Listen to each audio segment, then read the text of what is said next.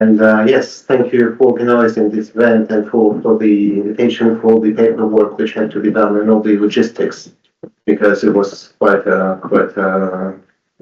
uneasy task.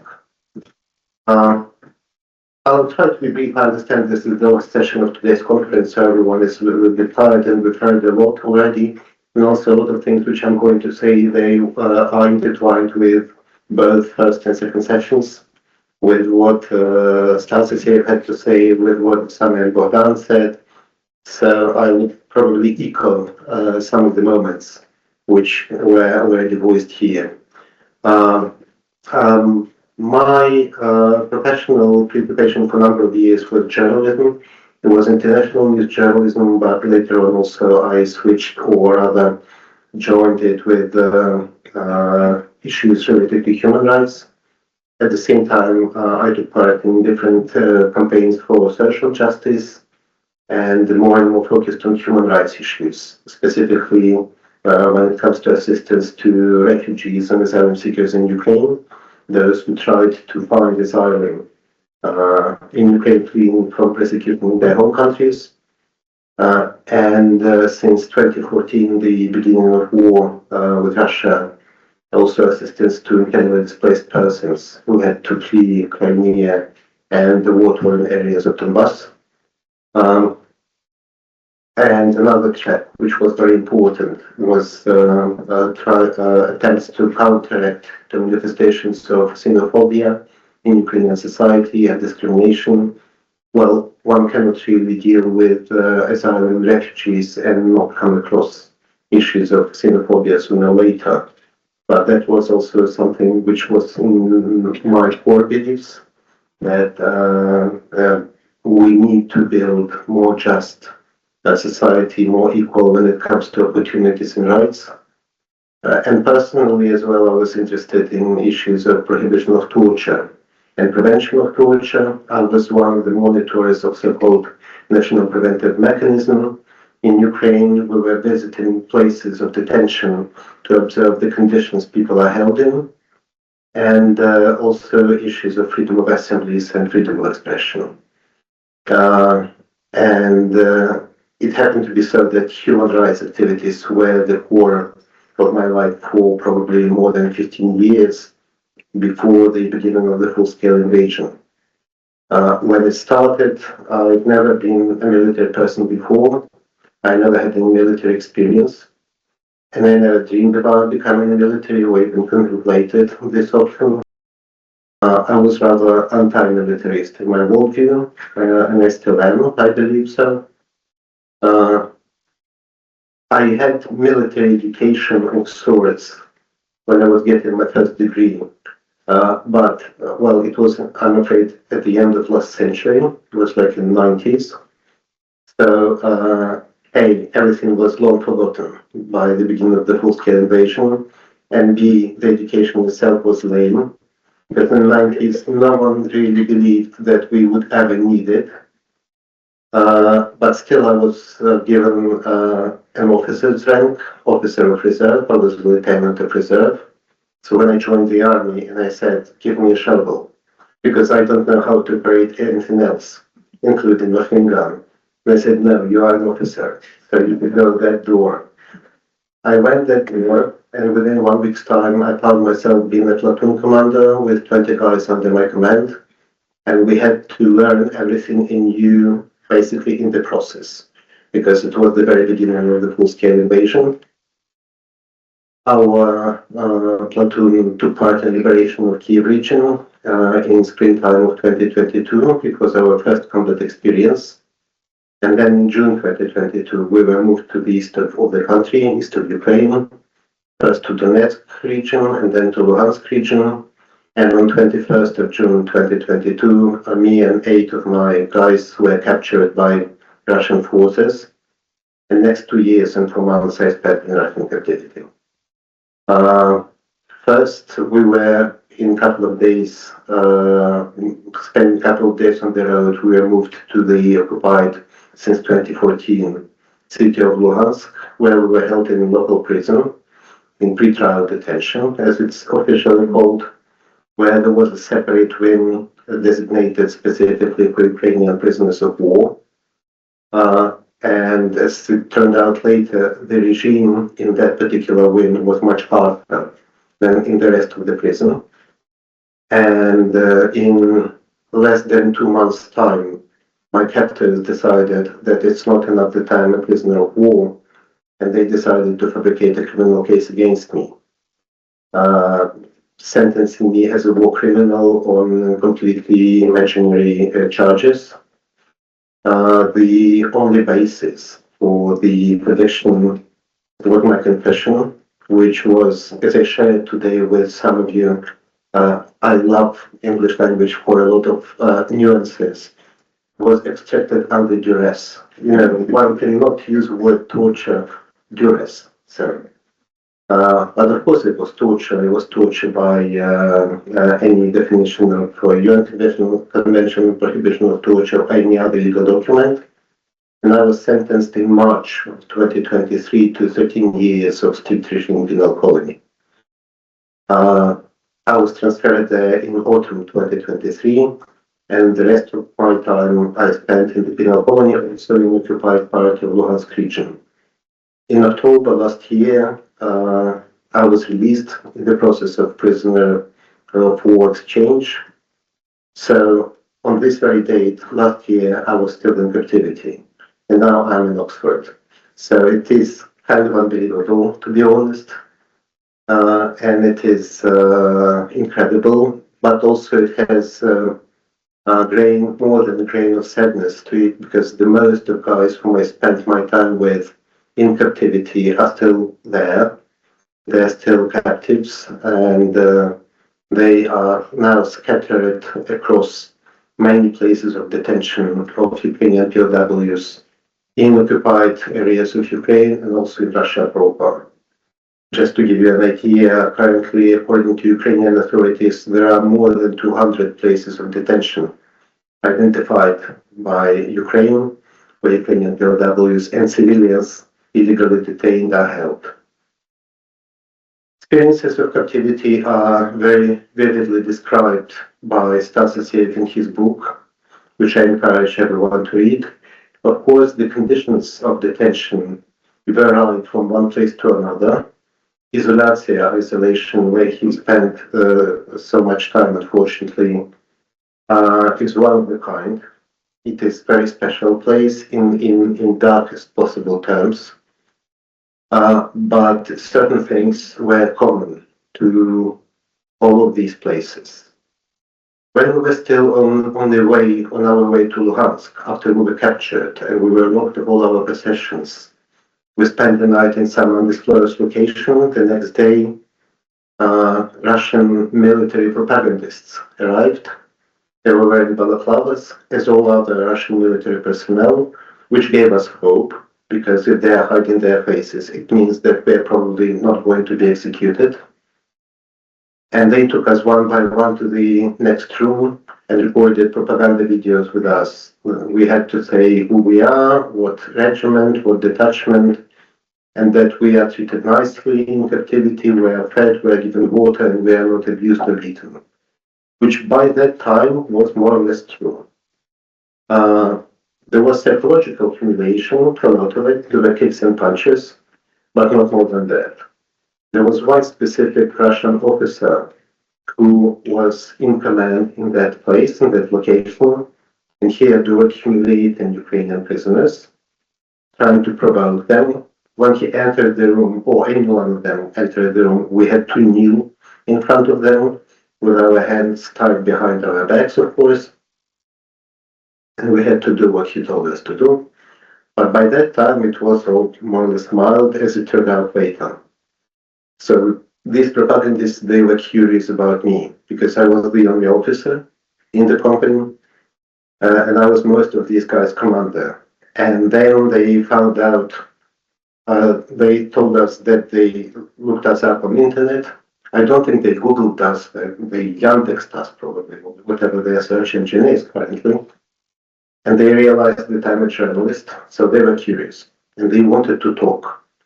Although they started with threats, of course, they said, number one, never use the word war because there is no war. There is a special military operation, which is very different. And therefore, you are not prisoners of war. When you will reach your final destination and will be registered, then you will become prisoners of war, and then Geneva Conventions will start to apply to you. In the meantime, you just disappeared in the battle zone, and if you misbehave and don't follow the orders, you might never appear again. And if you don't get it, if you want, we might take a walk to the backyard and we'll show you a hole in the soil where the remnants of those who didn't understand it lie, and you will see it by yourself. I didn't want to take that walk for some reason. And then they started to tell us that basically, of course, Ukrainian stage a special military operation, and they called it Ukrainian stage. Did not go as planned, but you understand, they told me, we'll deal with you in several months' time, and when we'll be over with you, we'll have the most battle-hardened army in Europe. And we'll be so ready to move forward. And by that time, our conversation was more like a conversation than just number of threats. So I dared to ask, move forward where to? Poland, Baltic states? And they sneered and said, we said the most battle-hardened army in Europe. Why limit ourselves with Poland? Then we recorded the video where I said that I was not beaten and everything was fine. Then they left, and I was beaten for the first time 2 hours after that. The officer I was mentioning before, and he was a typical psychopath of that type which Stas described in the first session. He obviously enjoyed doing what he was doing. He found his place in this system, in this structure, and he was kind of fulfilling his role in life in his own eyes, probably. He entered our room, took out his mobile phone, and said that we are going to learn Ukrainian history. He started to recite a text which to me sounded like a text of Putin regarding Ukrainian history, basically about Russia forming Ukraine, etc., etc. And after each paragraph or several sentences, he pointed at one of the POWs kneeling in front of him and forced him to repeat it word by word with no pauses. And if anyone had a slip of tongue or misspelled certain geographical name or something, or made a pause, I was beaten by him with a wooden stick against my shoulder. I think he's chosen me specifically because I was the officer again, and also because he really disliked me personally. He all the time tried to provoke emotional response from me, and he was unsuccessful because I just could not be provoked. So at the end of the day, he stopped quoting anyone. His eyes went misty, and he just continued beating me, mumbling something like a word salad. He basically was beating me saying, not better, which didn't make any sense. I tried to say not better. Oh, not better. And he intensified. I said better. Oh, you're feeling better. So basically any response would provoke the continuation of beating on larger scale. But what was interesting, I said at some point, you're going to break my shoulder. And he said, no, I'm not, I know what I'm doing. Later on, it turned out that even in this ecstatic state he was very professionally beaten in one particular spot where really he could not break the bone, but he immobilized the hand. So my hand went immobilized for next almost a month, was swollen, almost unmovable. It was obvious that he was doing many times before that. And that was a moment when I thought that he is a very dangerous person. I started to faint due to pain, but I couldn't allow myself to do that because he would switch to someone else. And then we were loaded onto trucks straight after that, with our eyes tied and our hands and legs tied, and we were transported to Luhansk. Already in Luhansk, in the cell, when we discussed this moment, everyone said that they understood the purpose of this exercise. It was not only to satisfy his own sadistic inclinations. The primary purpose was to show each and every one of us that we're completely in their control and they can do to us whatever they want, basically. So he kind of tried to show what might happen to a person who disobeys, even to the least extent possible. That was the general atmosphere they started to create before we arrived to Luhansk prison, and this was prevailing atmosphere in Luhansk prison ever since.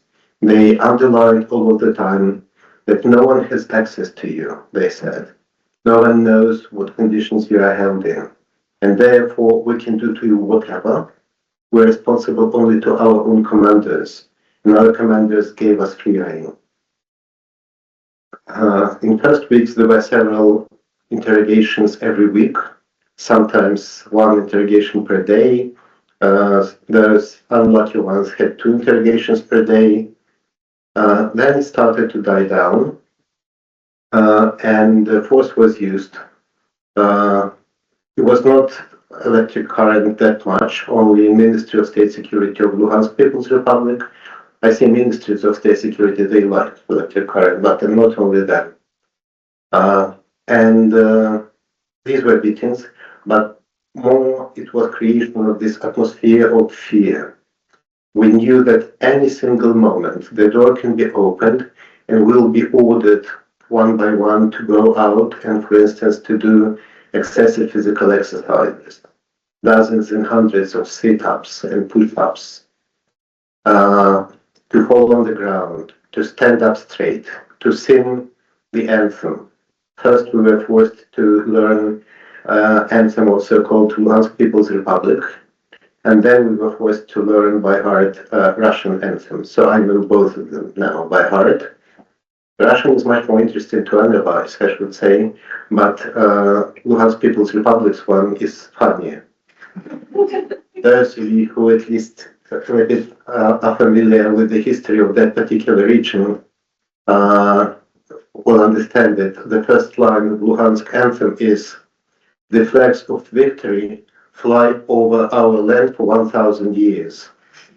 Like you are in Luhansk, which was founded less than 100 years ago. Who was flying their flags of victory here? However, as absurd as the text was, we had to memorize it and we had to sing it if we are ordered to.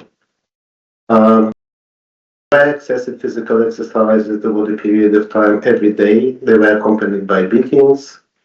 Sometimes there was something more serious, but there were threats all of the time, and the overall atmosphere of arbitrariness and cruelty was very typical, was predominant for the whole wing of POWs. But then when they decided to orchestrate a criminal case against me, I was already in a different cell, and suddenly I was called to interrogation, which was forceful interrogation for several hours. It was called interrogation, but basically for 4 or 5 hours I was explained my options. What will happen, what would happen if I did not agree to cooperate and to sign my own confession. It was mostly about stress positioning, about kicks, punches, a little bit of beating, but a lot of threats, and again show threats of everything, execution right on the spot, or maybe later, sexual violence, etc. And their main aim was to show that we are completely at their mercy, because no one has access to us. And therefore, if we don't agree to do what they say, where basically, as they told me, you will curse the day you decided not to cooperate every morning and every night.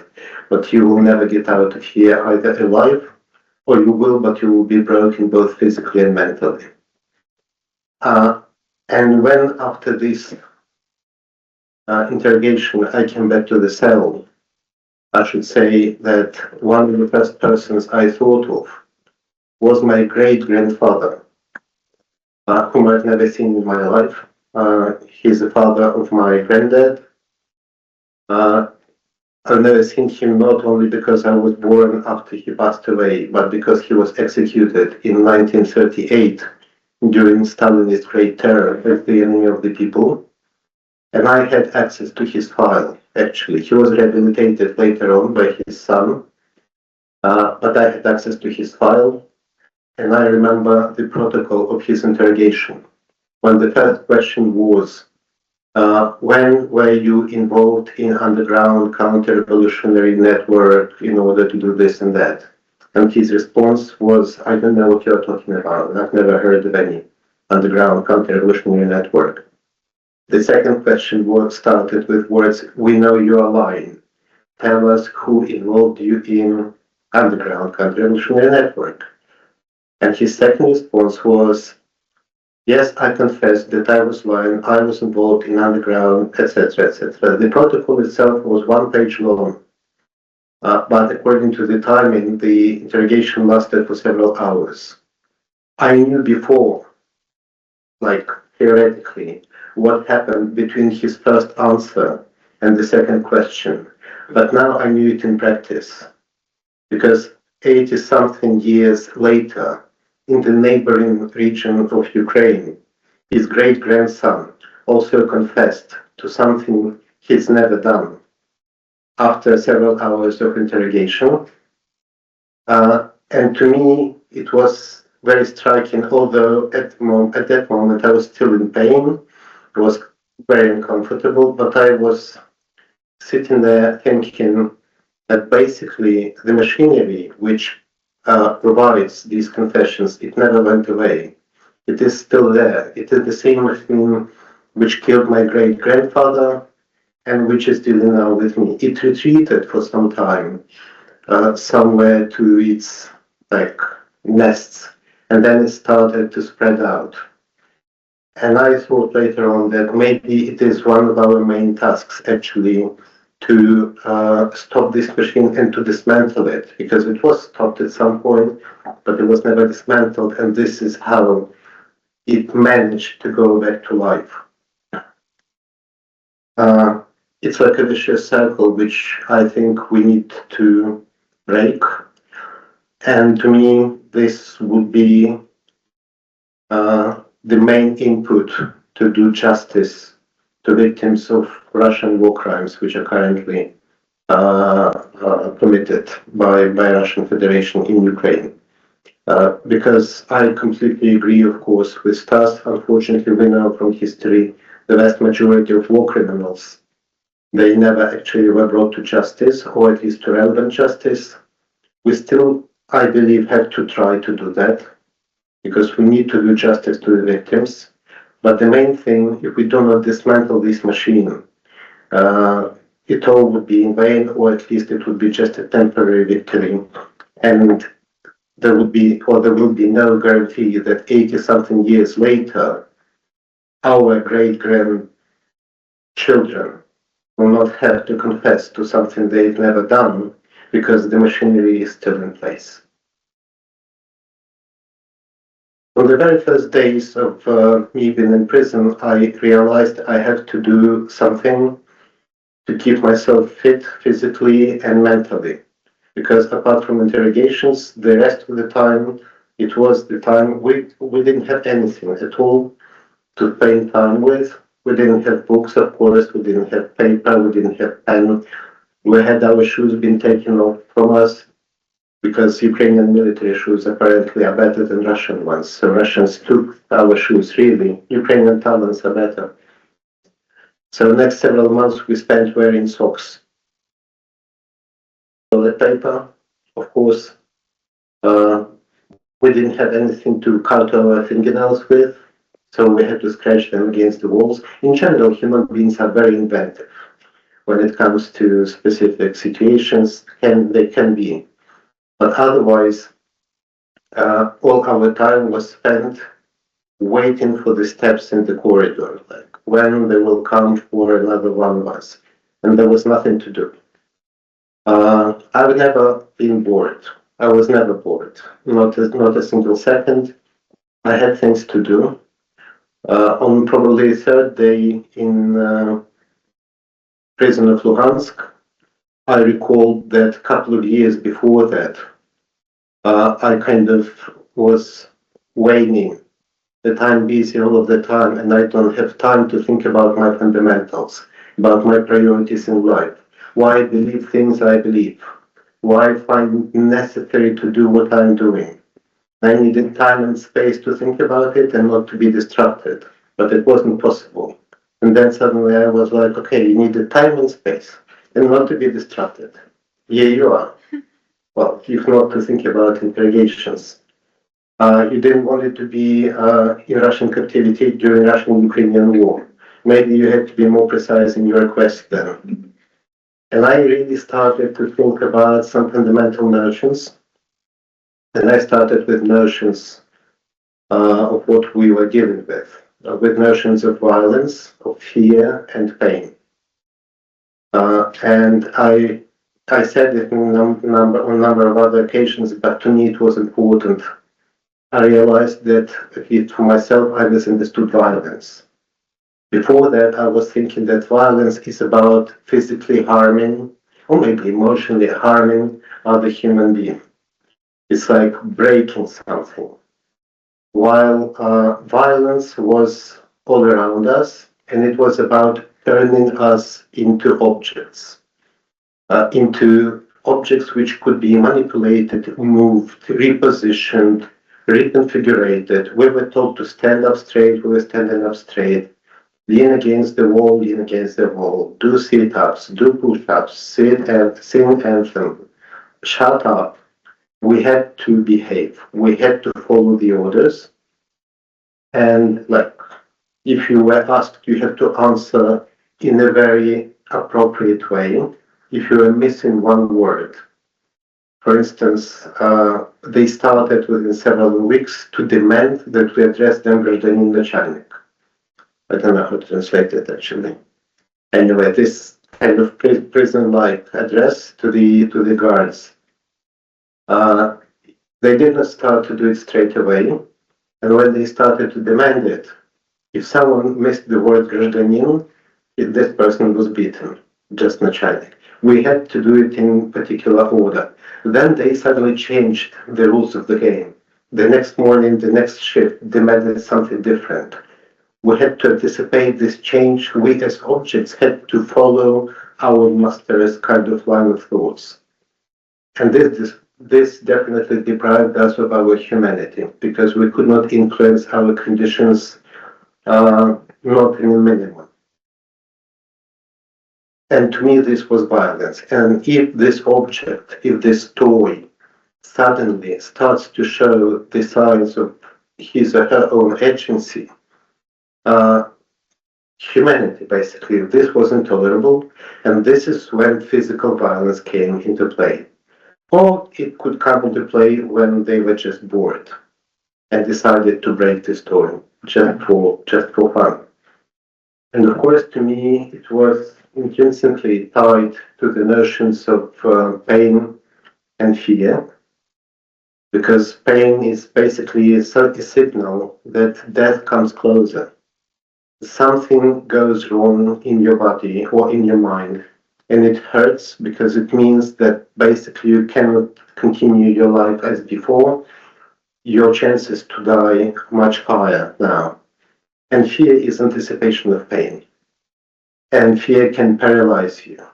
So basically the whole system was based upon fear, which paralyzed us. And I would say that when I was asked what I was the most afraid in captivity, I was afraid of my fear the most. Because I felt so many different nuances of fear. I knew it can paralyze me. And I was afraid that at some point, under the influence of fear, I can do something I will never forgive myself for afterwards. It didn't happen, but that was horrible. So that was the whole system based upon manipulation of fear, pain, and basically death. And this is what violence is to me. Paradoxically enough, the guards who applied it to us, They were objects for their superiors. They had to follow orders very strictly when respectfully superiors arrived, and they were objects in more or less the same fashion, to an extent at least. So there was this pyramidal structure which was all based upon fear, pain, and death. Uh, at some point, I realized that I need a space of my own, at least inside my head. So, except thinking about these particular notions, I was really afraid to lose English, for instance, not to forget English language. I started to write texts in my head in English and in Ukrainian. I composed prayers. I composed texts of or imagined situations when I, in English, address English-speaking audience. I thought maybe there will be a moment in time within 10 years when it will be possible. But primarily, I thought about people whom I met in my life, and I recall different situations about them, and I knew every single minute that they're thinking about me, and they're talking about me, and they're fighting for me. Of course, I had no idea at the time how many people were involved in efforts for my release, but I was thinking about one person after another, and I was so grateful that I met all these wonderful people. Maybe at some point the guard would be surprised looking in this peephole in the door where this unshaved, dirty, barefoot Ukrainian POW is just standing there and smiling because he's thinking about all these wonderful people. Later on, when I was convicted, I was transferred to the other part of prison where those accused of criminal offenses were held, and the regime there was much lighter. We didn't need to stand up every morning and every night to Russian anthem. We were fed much better. I mean, we, those who were held in that wing, we were not beaten. In general, treatment was much better, of course.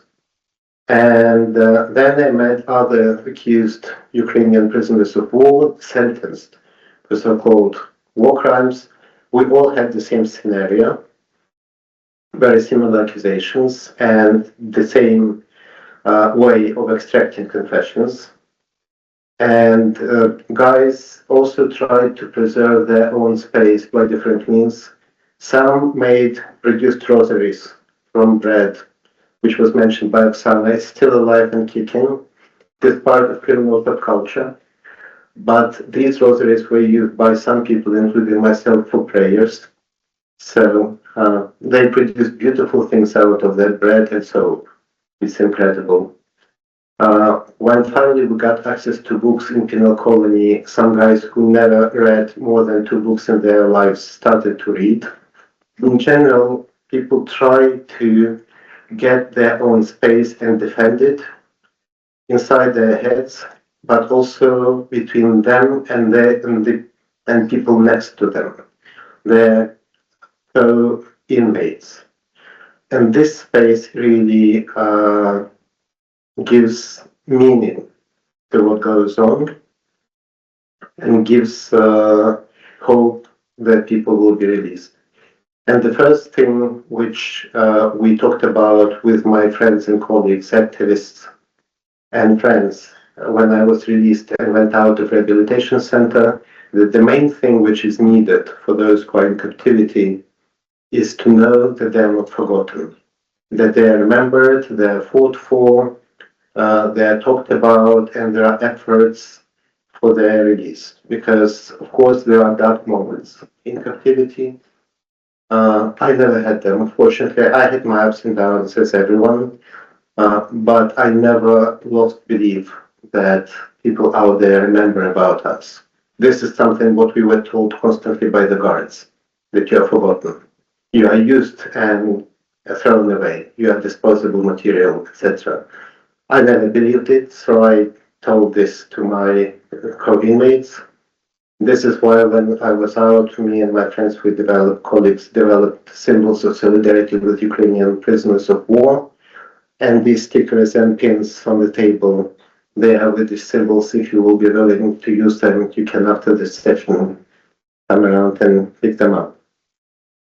I could continue, but I would rather stop here. I think there will be questions. If there will be any, I'll be happy to answer them. But in general, when I was listening to all of today's stories and all of today's presentations, I found so many similarities and intersections. To an extent, what I witnessed is intertwined with each and every one of those stories. And to me, it is not only a proof of continuation of work of this machinery, although it is, and that all these machineries of different states, they are interconnected, Syrian to former Soviet and former Soviet to Russian, and Russian to what goes on in the occupied territories of Ukraine. I've been to the former prison of Stasi in Eastern Berlin, which is now a museum, and it is very interesting to see also differences but striking similarities as well.